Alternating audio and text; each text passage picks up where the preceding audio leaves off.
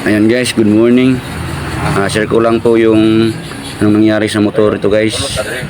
Pinagsamantalahan ng masamang tawag kagabi. Ayan guys, ayaw nang umandar dahil po pinutol yung wire ng pulser. Ayan guys oh.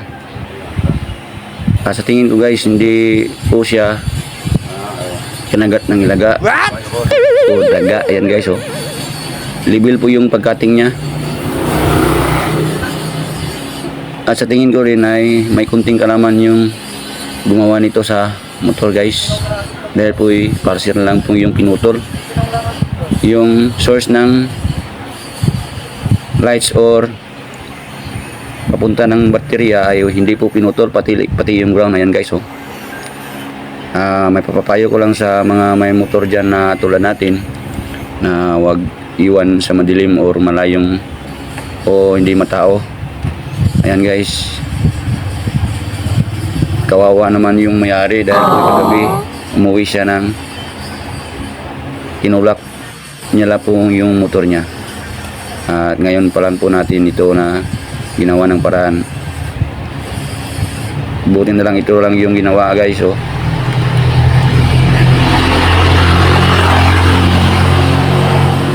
Dapat nga pala guys, pag tayo po'y umalis at iwan po natin yung ating motor ay mayroon po din tayong kasama para po hindi magalaw yung ating motor.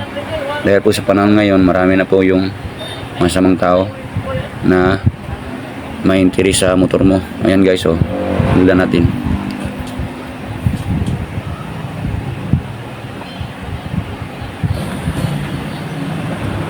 Siyempre guys, yung nilagay natin dyan, hindi na po yan electrical tape. Ayan guys, siyempre password tayo ng kaunti dahil mataas po yung ating video. Ayan, nakabit na po natin. Nara. Ayan guys, nanandara po ng mayari.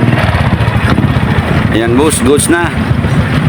Okay, thank you mga pala sa panonood sa ating video guys. Huwag kalimutang i-follow at like at i-share ang ating video guys dahil po marami pa tayong i-upload tungkol po sa motor. Ayan guys, thank you.